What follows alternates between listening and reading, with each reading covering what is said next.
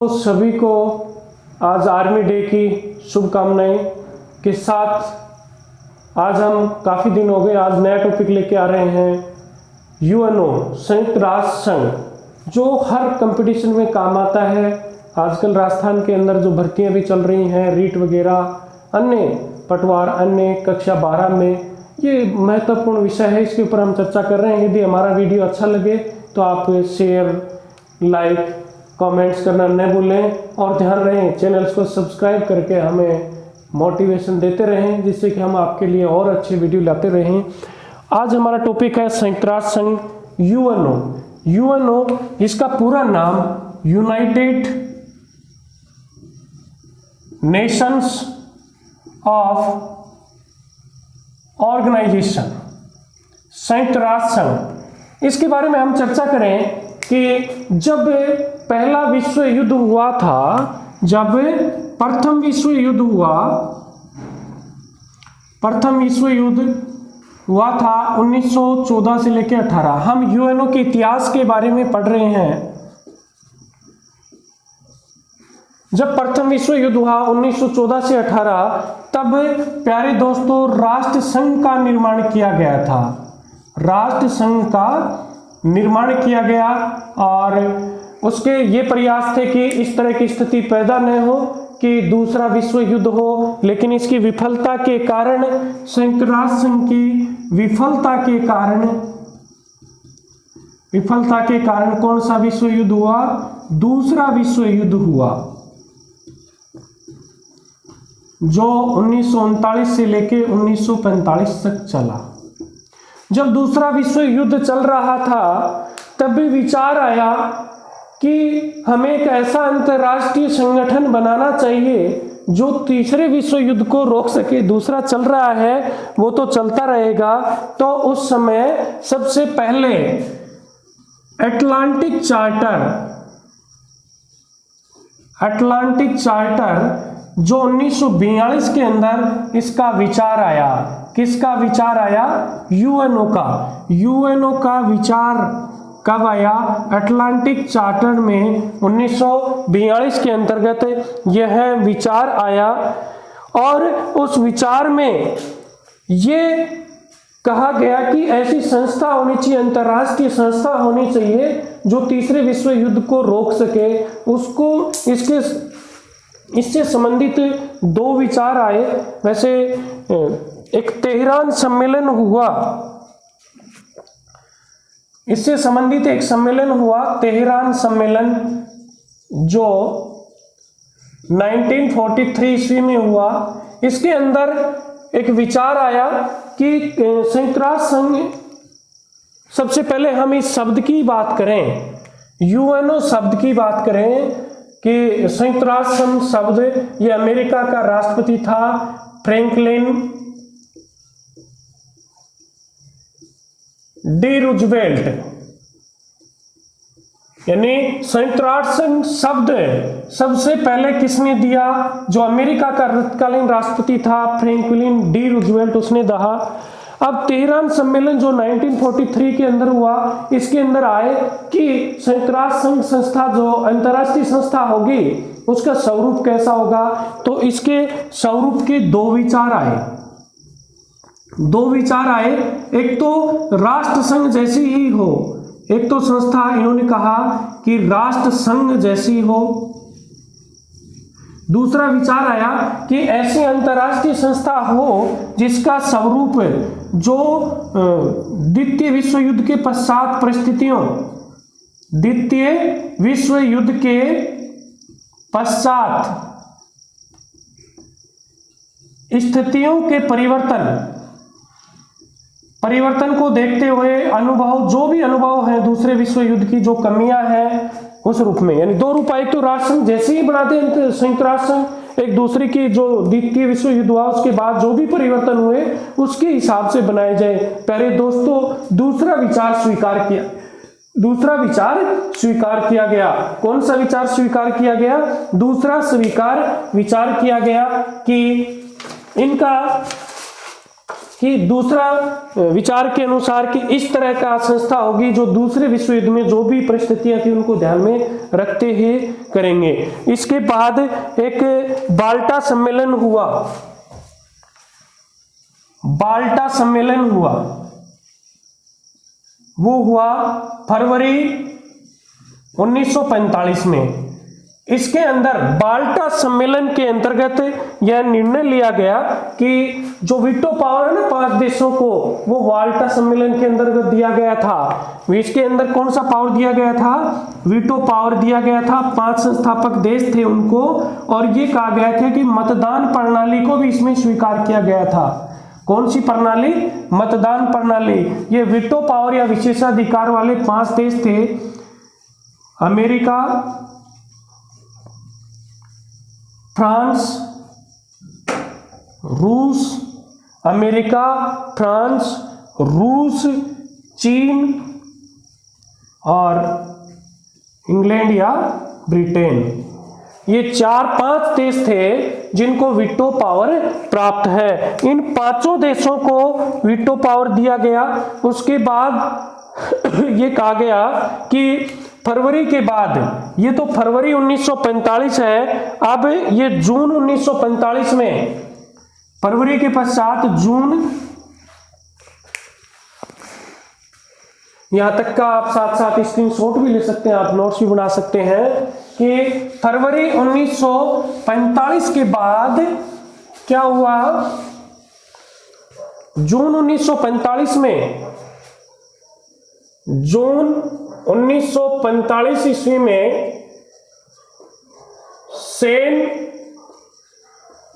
Francisco स्थान पर क्या बनाया गया? चार्टर बनाया गया, चार्टर बनाया गया। और सैन फ्रांसिस्को में उस समय 50 देशों ने इसके ऊपर हस्ताक्षर भी कितने किए थे? कितने देशों ने? 50 देशों ने इसके ऊपर हस्ताक्षर किए थे। और जो ये 5 देश थे जिन्हें स्थायी सदस्यता थी, स्थायी देशों की सहमति से 24 अक्टूबर 1945 ईस्वी को,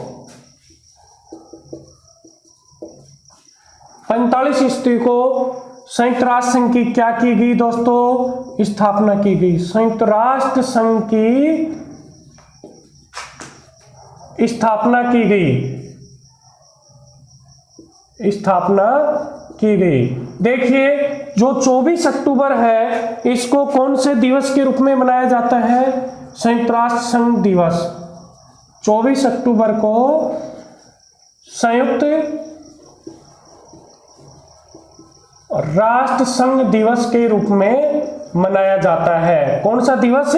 संयुक्त राष्ट्र संघ दिवस मनाया जाता है। कब मनाया जाता है? 24 अक्टूबर को।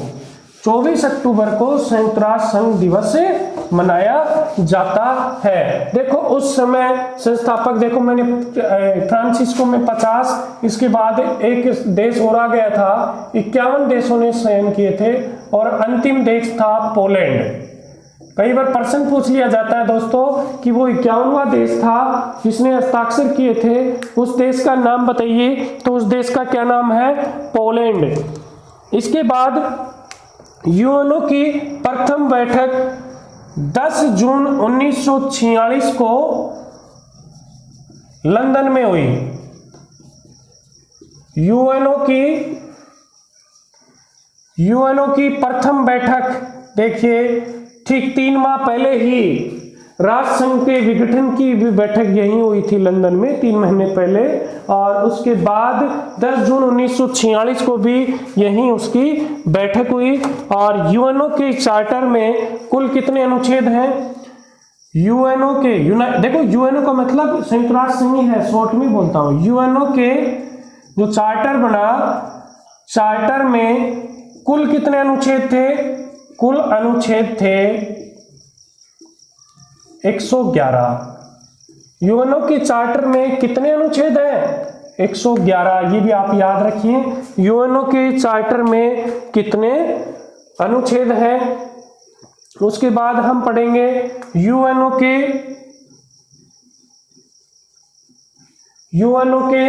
ओके संयुक्त राष्ट्र संघ के लक्ष्य के बारे में पढ़ेंगे। प्यारे दोस्तों, आपको लक्ष्य और उद्देश्य के बारे में अंतर जरूर पता होगा, क्योंकि लक्ष्य उद्देश्य की सहायता से प्राप्त किए जाते हैं। पहला है कि विश्व की युद्ध विभीषिका से बचाना, यानी पूरे यूएनओ की स्थापना यूएनओ या संयुक्त राष्ट्र संघ से ही मतलब है कि पूरे विश्व युद्ध, तीसरे विश्व युद्ध से रोकना, भीषण से आपको रोकना, विश्व युद्ध की विभीषिका से बचाना और मानव के जो मूल अधिकार है, संस्कृति है, उनको प्राप्त करना और परस्पर राष्ट्रों की होने वाली संधियों द्वारा लगाए गए प्रतिबंधों का प्रति आदर तथा न्याय करना और जो भी सामाजिक उन्नति है, ये सारे काम करने होते हैं। उद्देश्यों के पक्ष में ही ये उद्देश्य लक्ष्य की प्राप्ति किनकी सहायता से? उद्देश्य। देखो, पहला आपका लक्ष्य है कि विश्व में युद्ध न हो। इसके लिए ये उद्देश्य होना चाहिए कि इनके अंदर किसी तरह का शांति व्यवस्था बनी रहे, आर्थिक, सामाजिक और सांस्कृतिक तथा मानवीय किसी भी प्रकार की जो भी अंतर्राष्ट्रीय समस्याएं होती हैं, इनको सुलझाई जानी चाहिए। समान अधिकारों के लिए आदर एवं मित्रतापूर्ण संबंध कायम रखना चाहिए। जो भी ये परिस्थितियां हैं, इनको करना चाहिए। अब यूएनओ का देखो सिद्धांत क्या है। यूएनओ के सिद्धांत, यूएनओ है सबसे मुख्य बात कि ये स्वतंत्रता, हर देश की सांप्रदायिकता, अनेक किसी भी तरह के भेदभाव उनको दूर करना चाहता है। ये हर देश की संप्रभुता, किसी के भी संप्रभुता पर हमला नहीं करता, किसी के आंतरिक मामलों में हस्तक्षेप नहीं करता, के भी चार्टर में प्रतिबंध उनका सम्मान करता है।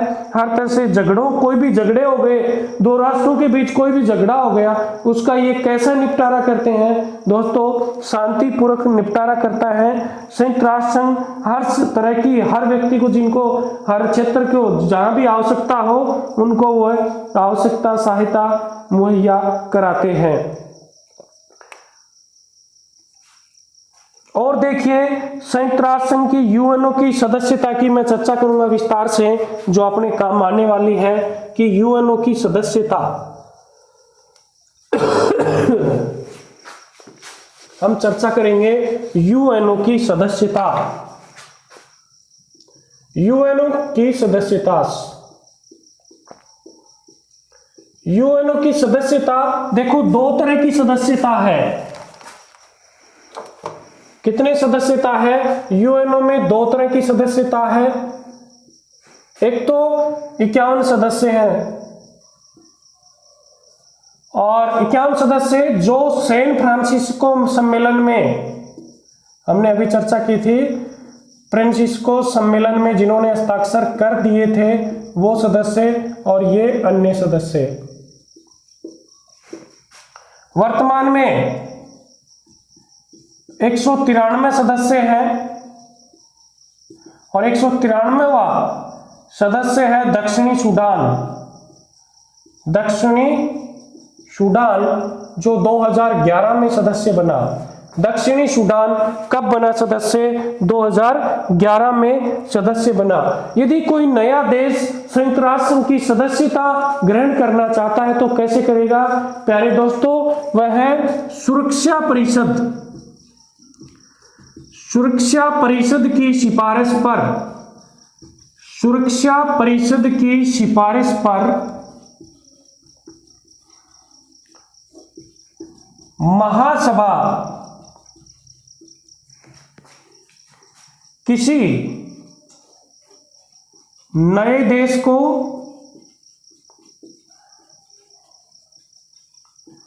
सदस्यता दे सकता है या रद्द भी कर सकता है। ऐसा नहीं कि एक बार आप सदस्य बन गए तो आजीवन रहोगे। यदि सुरक्षा परिषद ने आपको हटाने के लिए प्रस्ताव दे दिया, सिफारिश दे दी, तो महासभा वो आपकी सदस्यता क्या कर देती है?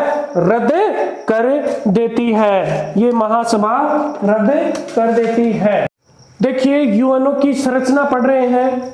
यूएनओ की संरचना में 4 भाग होते हैं। यूएनओ यानी यूनाइटेड नेशंस ऑफ ऑर्गेनाइजेशन। पहला भाग होता है अंग, महासभा, संयुक्त राष्ट्र संघ के अंग, एजेंसी, कार्यक्रम और कोष। यूएनओ के संरचना में कितने भाग होते हैं? 4। पहला होता है अंग, यूएनओ का अंग या महासभा के कितने अंग होते हैं? कितने अंग होते हैं? 6 अंग होते हैं। पहला, महासभा कह दिया, संयुक्त राष्ट्र संघ के अंग। पहला आएगा महासभा, दूसरी आएगी संयुक्त सुरक्षा परिषद, तीसरी आएगी अंतर्राष्ट्रीय न्यायालय, चौथा आएगा न्यास परिषद, पांचवा है सामाजिक एवं आर्थिक परिषद और छठा है सचिवालय। छठा का है कौन सा है? सचिवालय। इसका दूसरा भाग है एजेंसी। इनके अंदर अनेक एजेंसियों के माध्यम से ये कार्य करता है, जैसे ILO, इंटरनेशनल लेबर ऑर्गेनाइजेशन, विश्व श्रमिक संगठन, जिसका मुख्यालय कहाँ है? जिनेवा में। UNESCO, United Nations educational, scientific, cultural organisation, ये कहाँ है? पेरिस में। यूनेस्को का मुख्यालय कहाँ है? पेरिस में। फूड एंड एग्रीकल्चर ऑर्गेनाइजेशन का मुख्यालय कहाँ है? रोम। वर्ल्ड हेल्थ ऑर्गेनाइजेशन का मुख्यालय कहाँ है? जिनेवा। ये एजेंसियां हैं। इसके 2 तरह के कार्यक्रम हैं, UNDP, यूनाइटेड नेशंस डेवलपमेंट कार्यक्रम, यूनाइटेड नेशंस एनवायरमेंट प्रोग्राम। और इसके कोष में यूनिसेफ, IMF, IBRT, विश्व बैंक, ये सारों का मुख्यालय है वाशिंगटन DC। जिनका मैंने लिखा नहीं, न्यूयॉर्क में है, वो सारे वही हैं। ILO अलग है, जिनेवा में है, यूनेस्को पेरिस में है, FAM रोम में है, WHO भी जिनेवा में। ये जिनेवा, ये रोम और ये पेरिस। यूनिसेफ ये सारे वाशिंगटन में ही है। देखो यूएनओ का मुख्यालय कहाँ है? न्यूयॉर्क में के शहर के अंदर वाशिंगटन DC में है। और यूएनओ की भाषा 2 प्रमुख भाषाएं हैं, अंग्रेजी और फ्रेंच में ही काम होता है, लेकिन मान्यता इनको भी दे रखी है, अरबी को भी, चाइनीज को भी, अन्य 1-2 भाषाएं और भी हैं। यूएनओ का ध्वज कैसा है?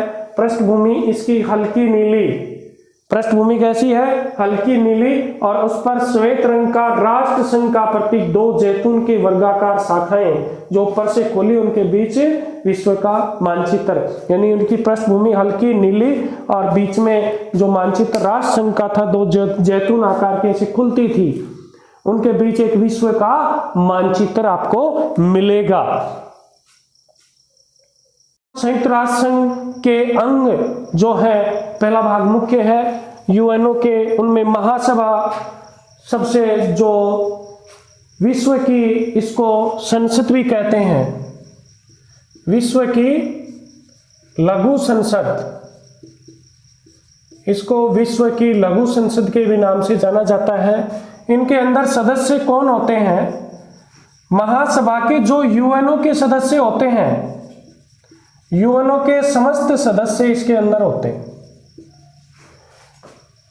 यूएनओ के समस्त सदस्य इसके अंदर होते हैं।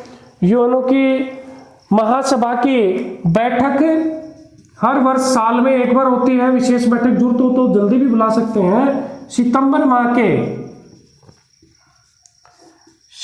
माह के तीसरे मंगलवार को होती है। यूएनओ के महासभा की बैठक कब होती है? सितंबर माह के तीसरे मंगलवार, जिस भी तारीख को आएगा उसी तारीख से शुरू होगी, ऐसा नहीं कि तारीख फिक्स नहीं है। सितंबर माह का तीसरा मंगलवार जब भी आएगा तब होगी, दिसंबर तक ये चलती है। और इसके प्रमुख कार्य क्या है? इसमें हर सभा के लिए एक अध्यक्ष चुना जाता है और 21 तो अध्यक्ष चुनते हैं और 21 उपाध्यक्ष चुनते हैं। एक अध्यक्ष और 21 उपाध्यक्ष, 7 समितियां भी होती हैं इसमें, 7 समितियां भी होती हैं। इसके अध्यक्ष पद का हमें भारत को भी गौरव प्राप्त हुआ है। हमारे देश की भी श्रीमती 1953 में विजय लक्ष्मी पंडित, ये भी इस महासभा की अध्यक्ष रह चुकी है। विजय लक्ष्मी पंडित इस महासभा की क्या रह चुकी है? अध्यक्ष रह चुकी है। तो महासभा का क्या क्या कार्य होता है कि महासभा अंतर्राष्ट्रीय न्यायालय में न्यायाधीशों की नियुक्ति करती है, नए सदस्यों का, ये सुरक्षा परिषद की सिफारिश के ऊपर नए सदस्यों की अनुमति, हटाना, अन्य बजट निर्माण संबंधी कार्य, ये समस्त कार्य किसकी नियुक्ति, महासचिव की नियुक्ति, ये समस्त कार्य किसके द्वारा होते हैं, महासभा के द्वारा। अब हम दूसरे अंग के बारे में पढ़ रहे हैं, सुरक्षा परिषद, बहुत ही महत्वपूर्ण अंग है। दूसरा अंग है सुरक्षा परिषद। सुरक्षा परिषद बहुत ही महत्वपूर्ण अंग है। यह विश्व की शांति, विश्व की शांति एवं सुरक्षा के लिए बनाया गया है। ये वो तो एक तरह की व्यवस्थापिका थी, ये यूएनओ की, इसको कार्यपालिका भी कह सकते हो आप। यूएनओ की कार्यपालिका क्या हो जाएगी, सुरक्षा परिषद। यूएनओ की कार्यपालिका क्या हो जाएगी, सुरक्षा परिषद। इसके अंदर कितने सदस्य हैं, कुल 15 सदस्य हैं। कुल कितने सदस्य हैं, 15 सदस्य हैं। दो तरह के सदस्य होते हैं इनमें, एक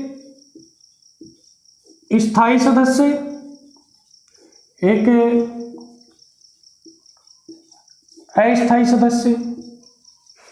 स्थायी सदस्य 5 होते हैं, अस्थायी सदस्य 10 होते हैं। 5 कौन कौन से हैं, वो ही वीटो पावर वाले, अमेरिका, फ्रांस, रूस, चीन, ब्रिटेन। इनके अंदर ये 10 सदस्य हैं, इनके अंदर हर ये सदस्य 2 वर्ष के बाद, 2 वर्ष के लिए चयन होते हैं, हर 2 साल में सदस्य बदलते रहते हैं। इनके ये जो 5 सदस्य हैं, अस्थायी सदस्य कहाँ कहाँ से लेते हैं, अस्थायी में देखो 5 सदस्य तो लेते हैं इनमें से एशिया और यूरोप से, एशिया और अफ्रीका से, सॉरी यूरोप नहीं, एशिया और अफ्रीका से 5 सदस्य लेते हैं एशिया और अफ्रीका से। 2 सदस्य लेते हैं लैटिन अमेरिका से, 2 सदस्य लेते हैं लैटिन अमेरिका से, और ये 2 सदस्य लेते हैं पश्चिम देशों से, और 1 सदस्य लेते हैं पूर्वी यूरोप से। जो 2 सदस्य होते हैं ना, ऐसे नहीं कि मनमर्जी से ले ले, इनका भी फिक्स है कि 5 सदस्य एशिया और अफ्रीका महाद्वीप दोनों को मिला के होने चाहिए, 2 सदस्य लैटिन अमेरिका से होने चाहिए, 2 पश्चिमी देशों से होना चाहिए, और 1 सदस्य पूर्वी यूरोप से होना चाहिए। यदि कोई भी निर्णय लिया जा रहा है, सुरक्षा परिषद के निर्णय के लिए कम से कम 15 में कितने सदस्यों की सहमति चाहिए, 9 सदस्यों की। कितने सदस्यों की, 9 सदस्य हैं। पर बड़ी विडंबना है कि 9 सदस्य तो इनमें से हो सकते हैं, 10 में से 9 हो सकते हैं, लेकिन वो नहीं माना जाएगा। इन 5 का कोई भी नकारात्मक नहीं होना चाहिए, इनको वीटो पावर है, 5 का सकारात्मक होने चाहिए। ये किसी भी सुरक्षा परिषद के निर्णय को नहीं ले सकते, रोक सकते हैं ये, क्योंकि 5 में से 1 चला जाए, वोट ही नहीं डाले तो भी निर्णय नहीं होता है, वहां निर्णय रुक जाता है। इसलिए 5, इनमें से केवल 4 ही चाहिए, और 5 तो ये चाहिए।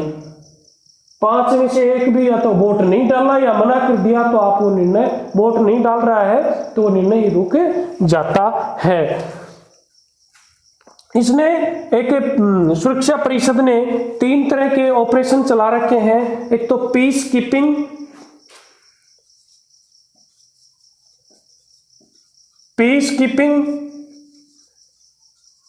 पीस बिल्डिंग, एक है पीस मेकिंग। 3 तरह के हैं, पीस कीपिंग, पीस बिल्डिंग और पीस मेकिंग। पीस कीपिंग जब 2 देशों के बीच लड़ाई हो रही हो ना प्यारे दोस्तों, उनको अलग करना कि आप लड़ो मत, ये पीस कीपिंग है। पीस बिल्डिंग में, पीस बिल्डिंग के लिए सामाजिक और आर्थिक, इनके लिए सामाजिक और आर्थिक बातों के बारे में विकास करने के लिए, और पीस मेकिंग की कहीं भी संभावित युद्ध हो रहा हो, संभावित युद्ध को रोकना।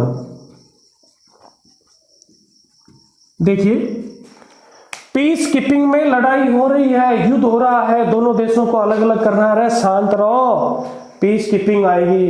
पीस बिल्डिंग, उस देश में सामाजिक आर्थिक कैसी उन्नति की बात करते हैं, पीस बिल्डिंग, क्योंकि ये सोचते हैं कि ये काम करने से पीस शांति बनेगी। और पीस मेकिंग, कहीं भी युद्ध की स्थिति हो रही है तो आपने उसको रोकेंगे। ओके,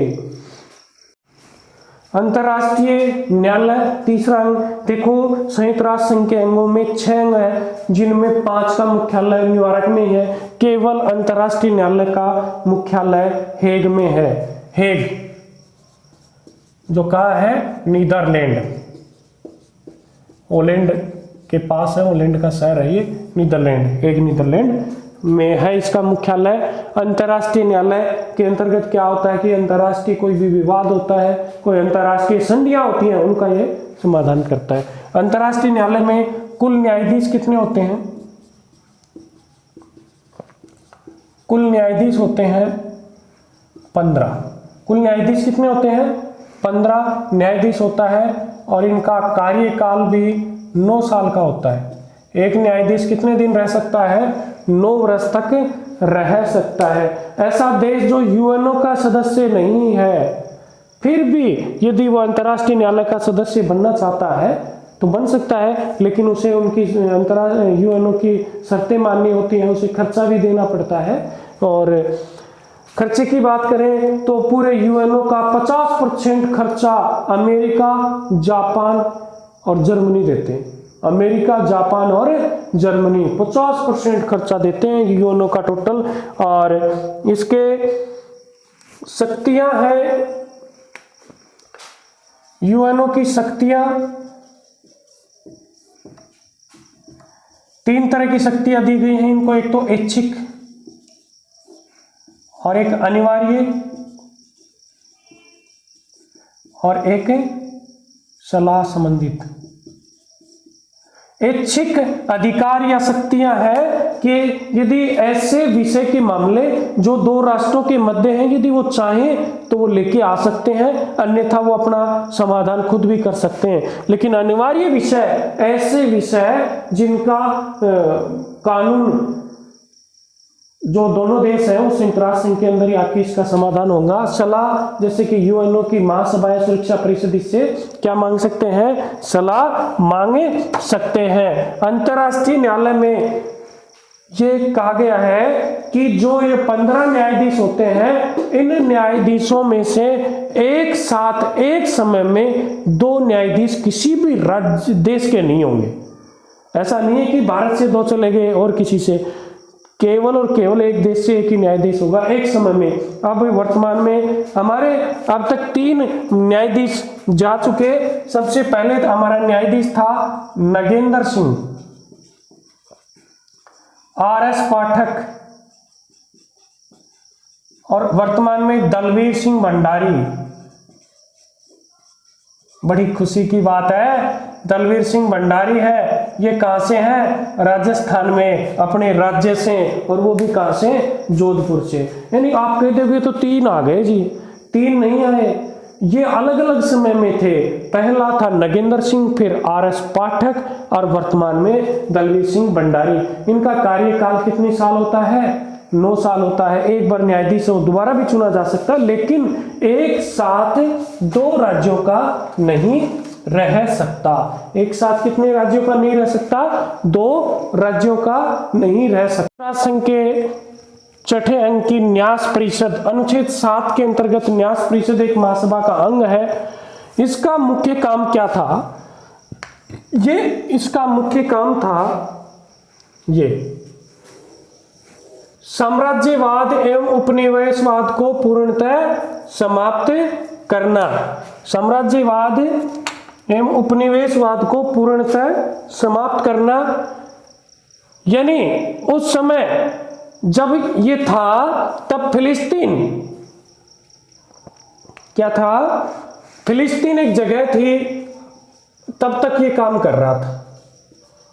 आजकल ये निष्क्रिय सा हो गया है कि पहले ये महासभा का सहायक होता था और सुरक्षा परिषद का क्या होता था, सहायक होता था। महासभा का ये असामरिक क्षेत्रों में प्रबंधन की निरीक्षण करता था और ये था सामरिक, सामरिक क्षेत्रों का प्रबंधन देखता था।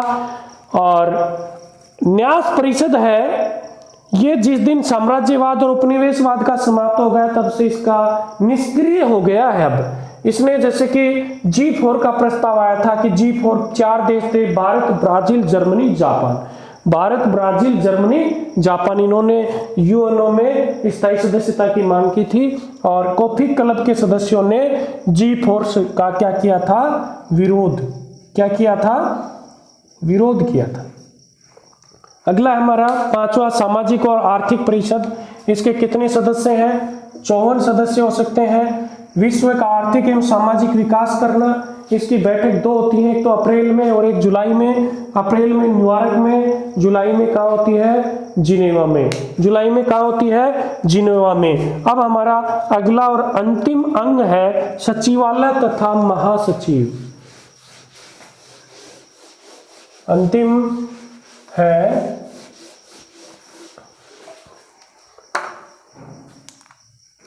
छठा अंग सचिवालय तथा महासचिव। इसका सचिवालय कहाँ है, इसका प्रधान होता है वो महासचिव होता है। सचिवालय का प्रधान कौन होता है, महासचिव। प्रथम थे त्रिगवेली जो नॉर्वे से थे और वर्तमान में कौन है यूएनओ के महासचिव, एंटोनियो गुटेरस। एंटोनियो गुटेरस जो कहाँ का है, पुर्तगाल का निवासी है। कहाँ का है, पुर्तगाल का निवासी है। देखिए महासचिव के कार्यकाल की बात करें, महासचिव का कार्यकाल निश्चित नहीं होता है। चार्टर में महासचिव के कार्यकाल का कोई वर्णन नहीं है, लेकिन वैसे महासचिव का कार्यकाल 5 वर्ष किया गया है। कार्यकाल कितना है,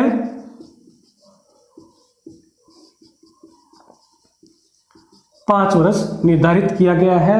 हमने वीडियो छोटा करने के लिए थोड़ा सा बहुत ही महत्वपूर्ण बातें जो बताई हैं, शायद आपकी कोई किसी परीक्षा में छूट जाए, ऐसा कोई नहीं है। फिर भी हमारा कैसा लगा आप इसको लाइक्स, शेयर, कमेंट्स और सब्सक्राइब करना न भूलें। धन्यवाद।